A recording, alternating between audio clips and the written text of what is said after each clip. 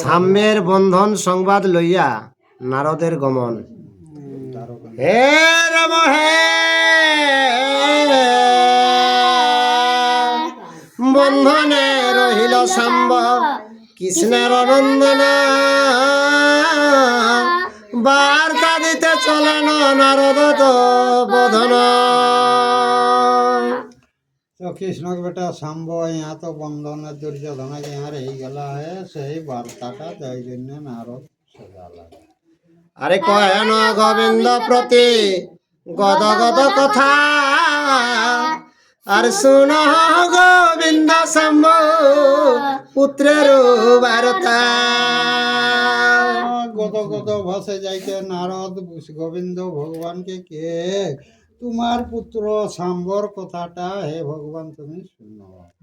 আর দুর্যোধন দুহিতার স্বয়ংবর কালে স্বয়ংবর স্থানে তারে সম্বহরি নিলে।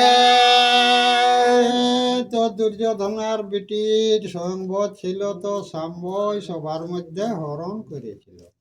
আর যুদ্ধ করে বন্দি তারে কইল ইন্দ্র জালে, কতেক কহিব দেব যতেক মারিলে।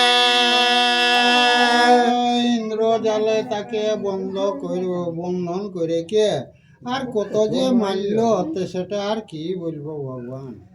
আর কাটিতে লইয়া গেল দক্ষিণ মশানে, যুধিষ্ঠির রাখিলে নদিয়া ভীমসেনে। দক্ষিণ মশাইয়ে কাটবার জন্য দুর্যোধন লেগলো, তখন ভীমকে অর্ডার করলো যুধিষ্ঠির, এই কারণে প্রাণটা বাঁচিয়েছে।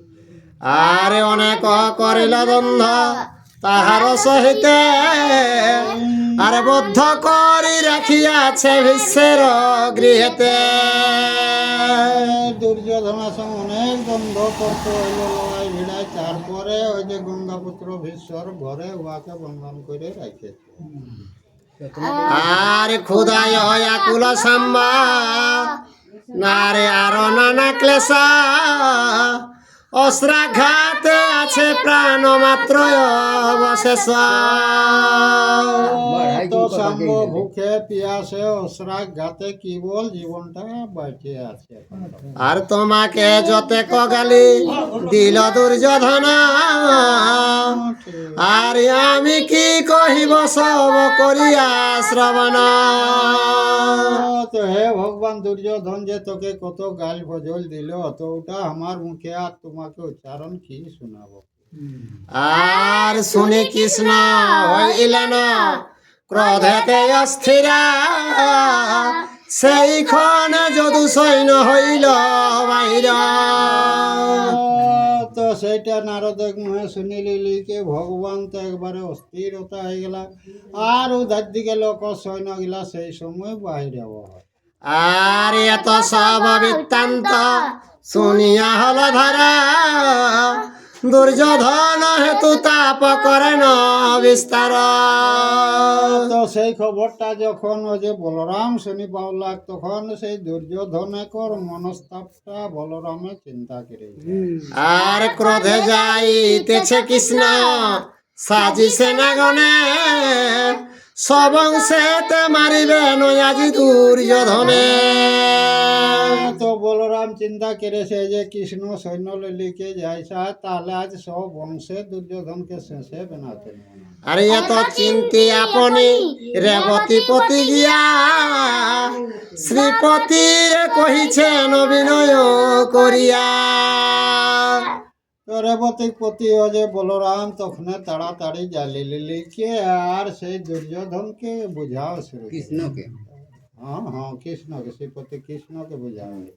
আর তুমি তো থাকারে যাবে কিসের কারণ, আমি গিয়া পুত্র বধূ জানিব এখন।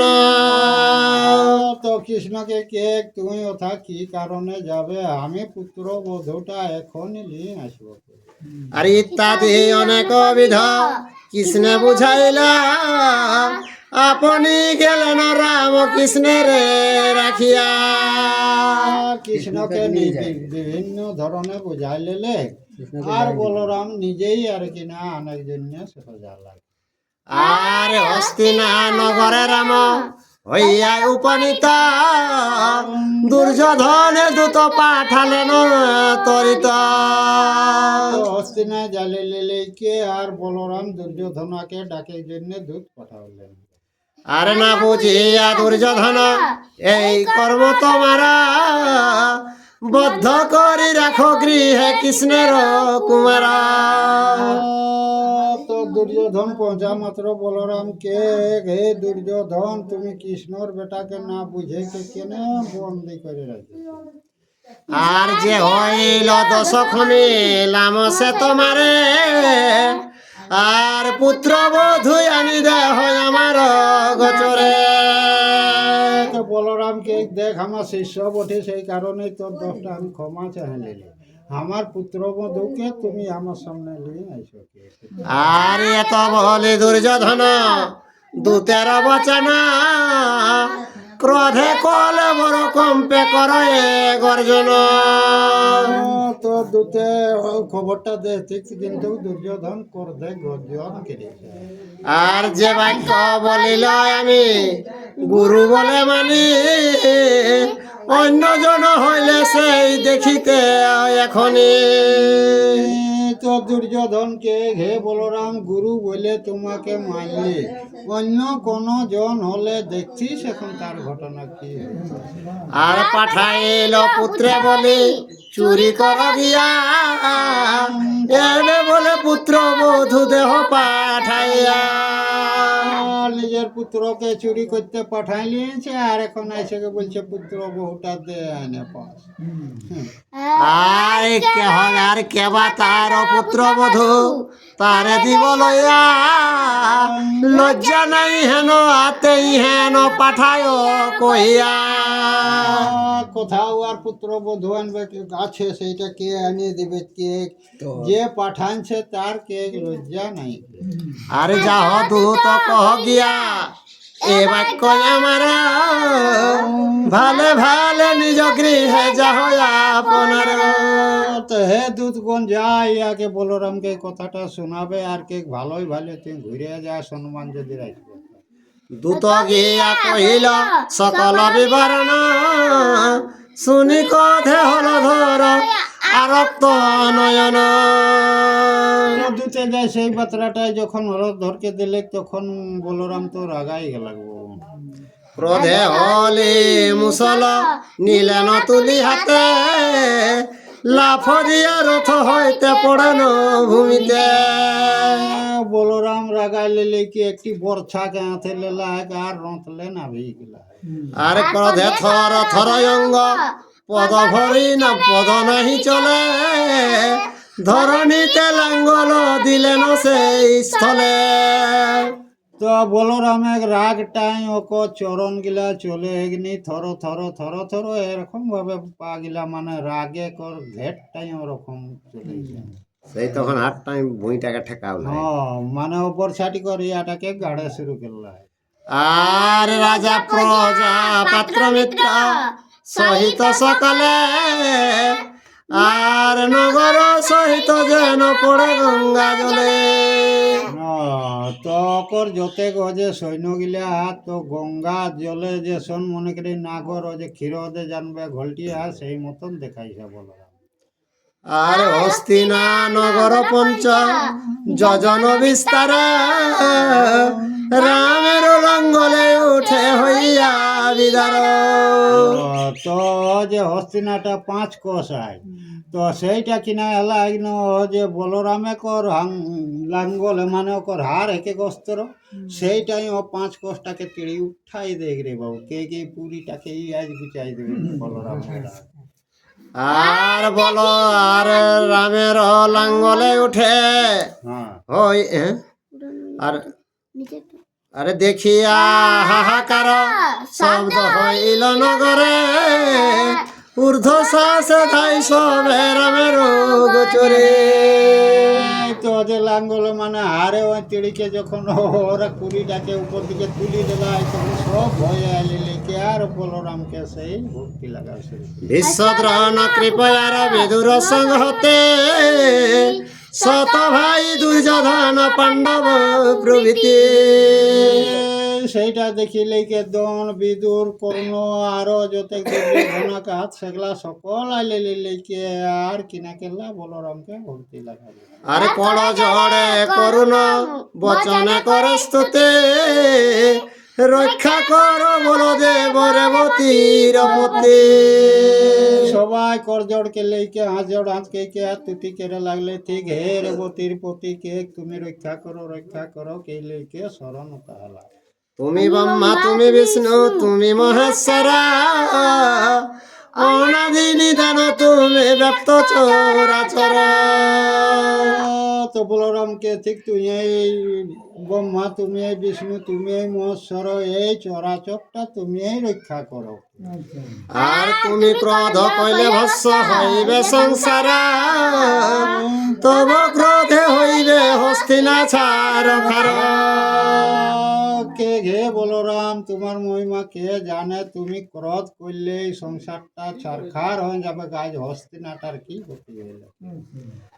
আর যুবা বৃদ্ধা নারী গো ব্রাহ্মণ শিশু গণ, আর বিশেষে তোমার বধূ আছো এ লক্ষণা। তো কে ঘে বলরাম তোমার বধূ আছে লক্ষণাকে বিশেষে তুমি রাগটাকে ক্ষমা করো। আর ক্ষমা কর কৃপাময় পড়িছে চরণে, একবার রাখো প্রভু দয়া করি মনে। তো হে প্রভু কৃপা করে একবার তুমি দয়া করো, কেনে না একবার হলো তোমাকে কৃপা করে দয়া করাটা কর্তব্য। এতে সবার স্তুতি শুনি বলরাম, রাখিলেন লাঙ্গল লইল ক্রোধ সম। তো সবাই রাগ ভক্তিটা দেখিলে কে বলরামের রাগটাকে নিবারণ করলে, আর হাতটাকে তখন সে ধীরে ধীরে ধীরে দিলে, তখন ও যে ও রাগ পুরীটা আর কি শান্ত হয়ে যাবে। আর ততক্ষণ দুর্যোধন সামনে লইয়া, নানা অলঙ্কার অঙ্গে ভূষণ করিয়া। তখন দুর্যোধন কিনা কেল্লা গো শাম্বকে জালিলিকে নানা রকম অলঙ্কার পিন্ধালে, আর ওকর যে ও যে লক্ষণাকে নিয়ে ওকেও পিন্ধাইলে লিখে একর পর বলরামের কাছে পিন্ধালে। আর লক্ষণা সহিত নিল তাহা করি রথে, বিবিধ যৌতুক দিল রামের অগ্রেতে। রথে দোলককে চড়ালি লিখে আর লেই গেলেন, আর বিভিন্ন ধরনের আর কিনা যৌতুক দেওয়া শুরু করলেন। দেখিয়া সানন্দ হইল রেবতীর মন, আর পুত্র বধূ লয়ে শীঘ্র করেন গমন। তো রেবতীকর স্বামী ও যে বলরাম সেইটা দেখিলে কে সন্তুষ্ট হেলা, আর পুত্র বধূ লেলে কে আর পুত্রকে লেলে কে এক পর দ্বারকায় সবাইছে। আর ভারতের পুণ্য কথা শুনে যেই জানা, কাশিরাম দাস কহে লোভে সেই কৃষ্ণ ধন।